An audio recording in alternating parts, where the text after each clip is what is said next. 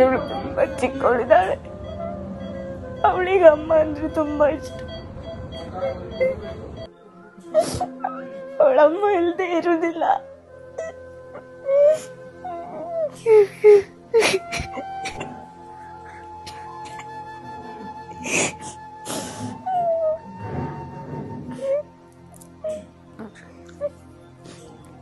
ಬೇಕು ನಮ್ಮಮ್ಮನಿಗೆ ಆರಾಮಿಲ್ಲ.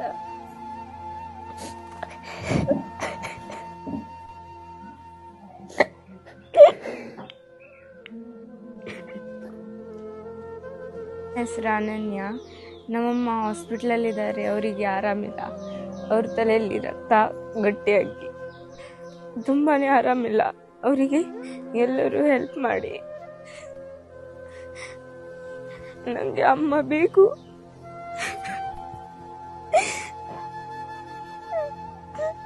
ಇವಳು ನನ್ನ ತಂಗಿ ತುಂಬಾ ಚಿಕ್ಕವಳಿದ್ದಾಳೆ. ನಂಗೆ ಅಪ್ಪ ಕೂಡ ಇಲ್ಲ. ಚಿಕ್ಕವರಿದ್ದಾಗೆ ನಮ್ಮ ಅಪ್ಪ ತೀರ್ಕೊಂಡಿದ್ದಾರೆ. ಪ್ಲೀಸ್ ಹೆಲ್ಪ್ ಮಾಡಿ.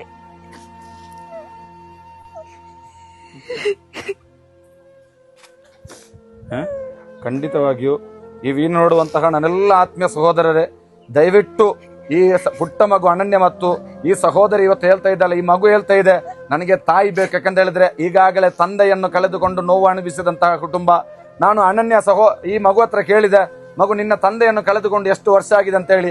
ಆ ಹೆಣ್ಣು ಮಗು ಹೇಳ್ತಾ ಇದೆ ನನಗೆ ಗೊತ್ತಿಲ್ಲ, ಯಾಕಂತ ಹೇಳಿದ್ರೆ ನನ್ನ ಸಣ್ಣ ಪ್ರಾಯದಲ್ಲೇ ನಾನು ನನ್ನ ತಂದೆಯನ್ನು ಕಳೆದುಕೊಂಡಿದ್ದೇನೆ ಅಂತ ಹೇಳಿ. ನನ್ನೆಲ್ಲ ಆತ್ಮೀಯ ಸಹೋದರರೇ, ಸಣ್ಣ ಪ್ರಾಯದಲ್ಲಿ ತಂದೆಯನ್ನು ಕಳೆದುಕೊಂಡಂತಹ ಈ ಪುಟ್ಟ ಹೆಣ್ಣು ಮಕ್ಕಳು ದಯವಿಟ್ಟು ತಾಯಿಯನ್ನು ಕಳೆದುಕೊಳ್ಳಬಾರದು. ಆ ತಾಯಿಯನ್ನು ಕಳೆದುಕೊಳ್ಳಬಾರದು ಅಂತ ಹೇಳಿದ್ರೆ ಖಂಡಿತವಾಗಿಯೂ ನಮ್ಮ ಸಹಾಯ ಈ ಹೆಣ್ಣು ಮಕ್ಕಳ ಕಣ್ಣೀರಿಗೆ ನಾವು ಹಾಕಬೇಕಾಗಿದೆ. ದಯವಿಟ್ಟು ನನ್ನೆಲ್ಲ ಆತ್ಮೀಯ ಸಹೋದರರೇ, ಹನಿ ಹನಿ ಸೇರಿದರೆ ಹಲ್ಲ ಎಂಬಂತೆ ಸಣ್ಣ ಸಣ್ಣ ಸಹಾಯ ಖಂಡಿತವಾಗಿಯೂ ಈ ಹೆಣ್ಣು ಮಕ್ಕಳ ಕಣ್ಣೀರಿಗೆ ಅದು ಸಾಂತ್ವನ ಆಗ್ಬಹುದು. ಹಾಗೆ ಹೇಳಿದಂತೆ ಜಾತಿ, ಧರ್ಮ, ಮತ, ಪಂಗಡ, ವರ್ಣ, ಹಿಂದೂ, ಮುಸ್ಲಿಂ, ಕ್ರಿಶ್ಚಿಯನ್ ಇದೆಲ್ಲ ನಮಗೆ ಮುಖ್ಯವಲ್ಲ.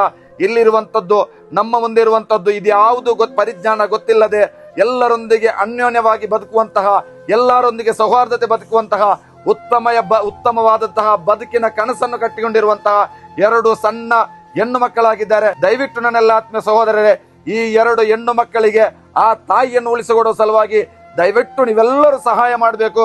ಖಂಡಿತವಾಗಿಯೂ ಈ ಹೆಣ್ಣು ಮಕ್ಕಳ ಕೈಯನ್ನು ಯಾರು ಸಹ ಬಿಡಬೇಡಿ. ಬ್ರೈನ್ ಸ್ಟ್ರೋಕ್ಗೆ ತುತ್ತಾಗಿ ಜೀವನ್ ಮರಣ ಹೋರಾಟದಲ್ಲಿರುವಂತಹ ಸಂಧ್ಯಾ ಎಂಬ ಆ ಸಹೋದರಿಯ ಜೀವ ಉಳಿಸಿಕೊಡುವುದು ನಮ್ಮೆಲ್ಲ